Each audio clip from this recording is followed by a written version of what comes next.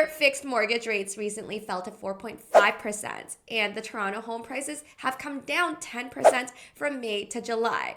So, what does this mean for you as a buyer? Should you even buy right now? Should you lock in fixed rates if you are buying? Well, in this video, we'll break it all down with a focus on the Toronto real estate market. But before we jump in, make sure you like and subscribe for more Toronto real estate investing tips. Over the past few days, we've seen a massive drop in fixed mortgage rates. Just a short while ago, 3-year fixed rates were sitting at 5.25%. And at that rate, a $4,000 monthly mortgage payment could mean that you can only buy a $900,000 house. But with today's lower rates, that same payment now can afford you a $1 million home at today's 4.5% fixed rate. And that is over a 10% bump in buying power. But here's the twist. The Toronto housing market hasn't caught up yet. In fact, house prices have actually dropped by 10% from May to July. This type of disconnect is rare, and an adjustment is bound to eventually happen.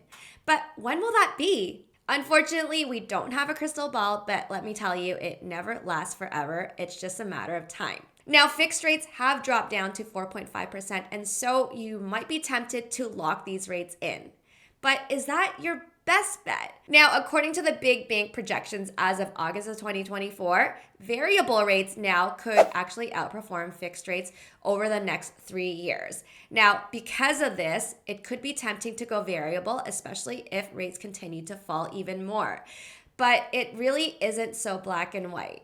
Fixed rates are lower right now, and that means that you could qualify for a bigger mortgage, and this is a crucial factor for some buyers, especially in Toronto's housing market.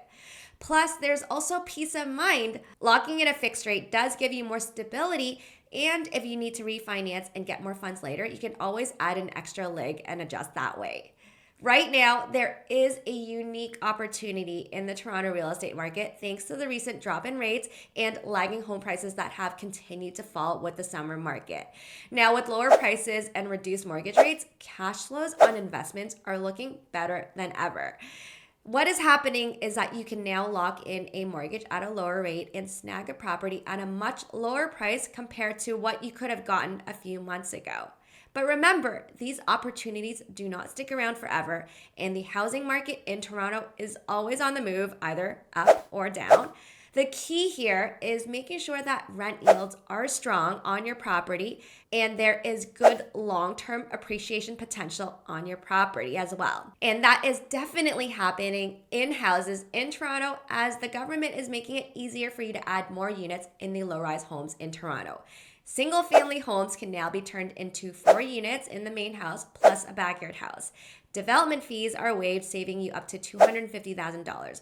Parking requirements for new units are removed and height restrictions are becoming more relaxed. These changes make it a great time to invest in the low-rise multiplex market in Toronto, and if you need help, we're ready for you.